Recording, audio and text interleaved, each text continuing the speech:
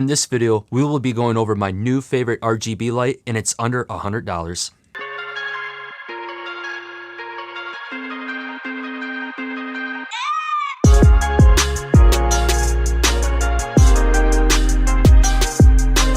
Welcome back everybody, I'm Jake McHugh, and this channel is all about making better videos. I do gear reviews and test videos to help you determine what gear you need to make the videos you want to achieve. If this is something that may interest you, consider hitting that subscribe button down below. The light that we'll be talking about in this video is the GVM RGB-10s, and this light is bicolor and RGB capable. You can find this light right here for about $60 brand new on Amazon or eBay, and if you're considering purchasing this light after this video, I will have links down in the description below. When you open the box, you have the manual along with instructions on how to use the app, the LED panel itself, a sheet of diffusion, a rotatable hot shoe with a 1/4-20 screw mount for a light stand, a felt drawstring bag for carrying, and lastly, you get one Sony NFP battery with charger, which is really appreciated. The overall build quality for this light panel is pretty nice and solid, even for being plastic, and the only thing that really feels cheap to this setup is the light mount right here, but I haven't really had any issues with this thus far. This light has 128 LEDs with a luminance of 1220 LUTs, and it has a really nice CRI of 97. And what this all means is you get a very nice bright light source while maintaining really good colors. Front of the light has brackets for you to slip your diffusion in, and I happen to use some scotch tape to hold this in place when I use these lights upside down when mounting them to my drop ceiling. On the back we have our battery port that accepts Sony NFP batteries, which is very popular in cheap batteries for video accessories, along with having a DC in port on one of the sides if you were wanting to use wall power for this light. We also have a small LCD screen to check battery life, along with brightness, white balance, hue, and saturation settings, which we will go over more later. To the right of the screen, we have two stepless dials for adjusting these settings just mentioned. It features one 1/4-20 mount on the bottom, which I would prefer a second one on top of the light for top mounting situations. Now this light is bicolor, so you have the ability to go from tungsten or 3200 Kelvin to daylight, which is 5600 Kelvin. And to do that, when you turn this light on, pressing the little small power button here, it automatically goes into the bicolor mode.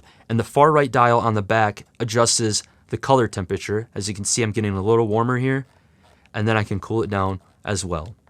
And then the inside dial adjusts the brightness, which goes by increments of 5%, and it goes all the way from up to 100% down to 5%. So as you can see, really just blow up my face right here, and then we can drop it down to 5% right there, and it's not as bright. The biggest feature of this light is the RGB, or changing the colors, and we will cover that next. To access the RGB mode, we will click or push in the far right dial, and we will now be able to adjust the hue with this dial on a 360-degree scale with red being 0. After we find the color we would like to use, we can then adjust the brightness along with the saturation or how rich the color is. Once again, the inside or left dial will adjust the brightness for us, while if we click on the right dial again, it will switch from hue to saturation mode, and we can adjust it with the same dial to our liking. A nice thing to mention is that if we were to turn off this light and turn it back on, it will remain back to the same settings before powering off. One thing to note when using color with this light: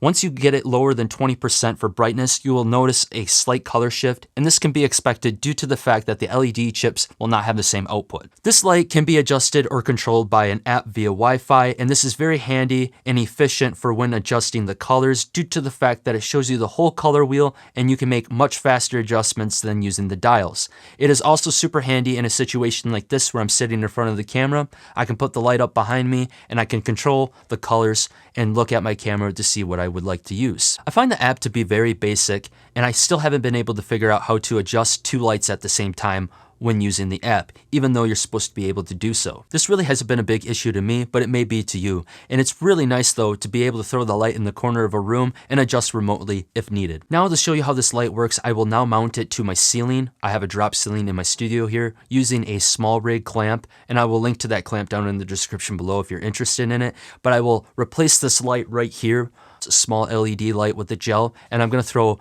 this one up there instead.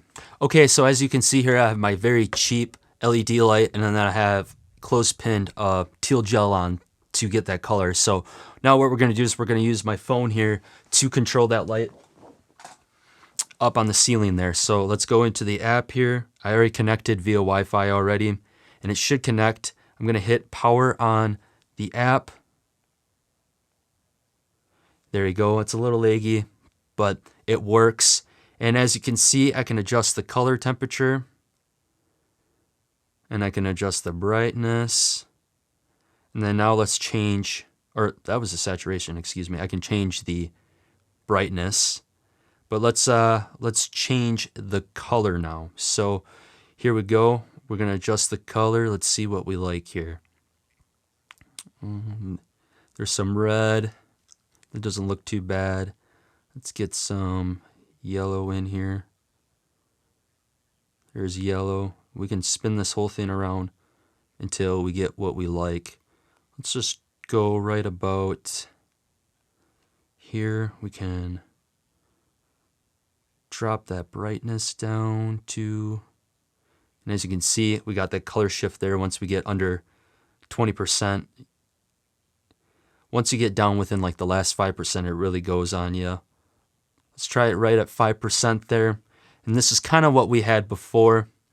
Maybe a little bit brighter. There was more output. It's a bigger light source compared to the other cheap light that I was using. But as you can see, it's kind of nice in a situation like this. I can just sit down right here in this chair, sit in front of the camera, and check my screen and make sure that I have the colors that I want. Another way that I like to use the RGB feature with these lights is for product shots, and I will either splash some color onto the product itself, or I'll use it like I am in this situation here, and I'll put some color to the background. When thinking of other RGB lights under $100, one that comes to mind is the YONGNUO YN360, and this is a great light as well, and I happen to do a review on this light, and you can find that up in the cards up here and down in the description below. When comparing these two lights, I find that this one is much brighter and more compact, which makes it easier to mount and to store and pack. I tend to prefer the LCD screen on this light as well compared to the YONGNUO due to the fact that I can see the battery life and not have to use a 1 through 10 scale system, and along with I can adjust and see the settings much easier on this light as well. Another thing worth mentioning is the fact that you can adjust the brightness